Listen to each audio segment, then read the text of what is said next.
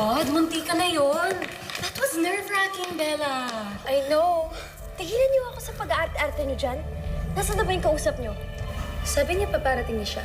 Baka galing lang sa class nila. Siya? Nag-a-attend ng class? I doubt. There he is! Ikaw? Do you guys know each other? Hindi.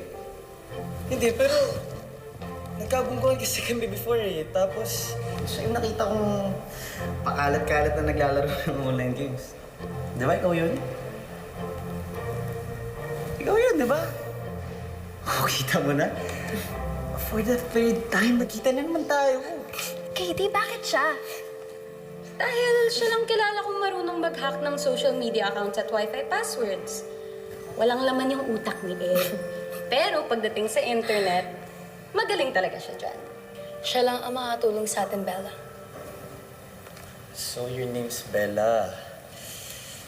Anyways, hi Bella. I'm Ed once again. Magkano? Grabe ka naman sa magkano. O sige, usog ka muna doon. Dali. Tabi tayo. Sige na, usog ka na. Magkano ba? Sige. Siguro for you, free na lang. Basta makipaglaro ka sa akin ng Empire Attack. No way! Bella! Please? Tapos sa'yo naman yun eh.